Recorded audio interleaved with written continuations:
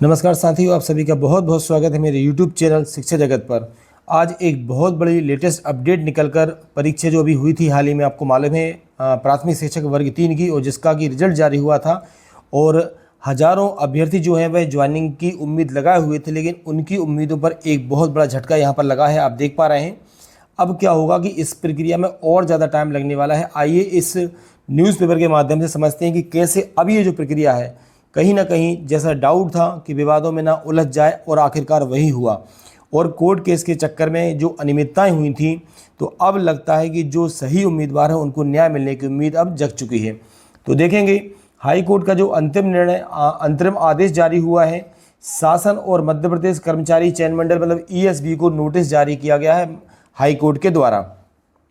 प्राथमिक शिक्षक चयन परीक्षा की जो मेरिट लिस्ट है वह अब अंतिम निर्णय के अधीन हो रही है। अब राज्य शासन और मध्य प्रदेश कर्मचारी चयन मंडल को नोटिस जारी किया गया है, और आप सभी जानते हो ये पूरा मामला है वह 7.7 को लेकर है। जी हाँ, जो स्पेशल डीएलएड की अगर हम बात करेंगे साथियों, तो उसी को लेकर ये पूरा मामला अब उलझ चुका है। और अब ये कुल मिला के क्लियर है कि हमें उम्मीद की जा रही थी कि बहुत ही जल्दी वर्ग 3 की जो भर्ती प्रक्रिया है प्रारंभ होगी, लेकिन कहीं ना कहीं अब यह प्रक्रिया और ज़्यादा लेट होने वाली है। आइए समझते हैं पूरे डिटेल में, इसको पढ़ते हैं क्या मैटर है पूरा। मध्य प्रदेश हाई कोर्ट के जो जस्टिस देखेंगे एमएस भट्टी जी हैं, इनकी एकल पीठ ने प्राथमिक शिक्षक चयन परीक्षा 2025 के परिणामों में कथित गड़बड़ी के मामले को गंभीरता से लिया है।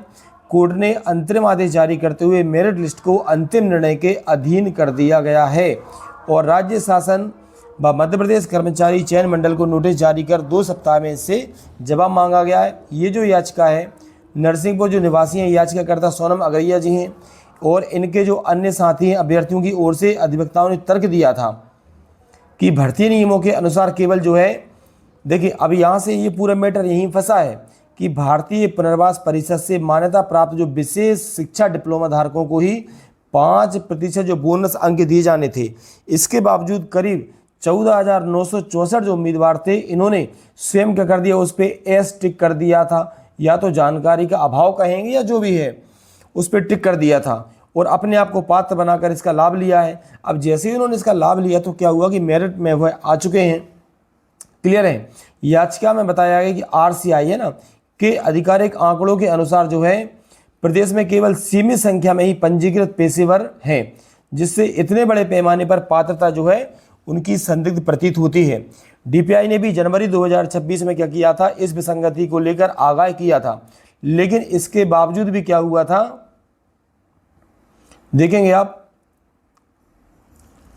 इसके बावजूद भी क्या हुआ था कि इनका भौतिक जो है सत्यापन नहीं किया गया। मतलब आप समझें कि जिन्होंने ये बोला था कि जिनके पास ये विशेष डिप्लोमा है, अब इन्होंने केवल एस कर दिया और इन एस के आधार पर ही इन्हें जो है 5% बोनस अंक दिए गए।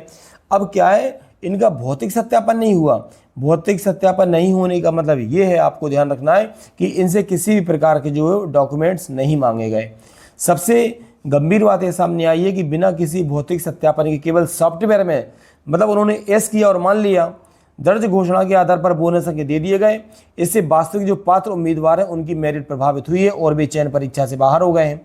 याचिका 27 फरवरी 2026 को जारी मेरिट सूची को निरस्त कर जो आपका रिजल्ट आया था, आपको मालूम है, केवल वैध प्रमाण पत्र धारकों को ही बोनस अंक देकर नई सूची जारी करने की मांग की गई है। अब इस मामले में कोर्ट के अंतिम निर्णय पर सभी उम्मीदवारों की नजरें टिक गई हैं।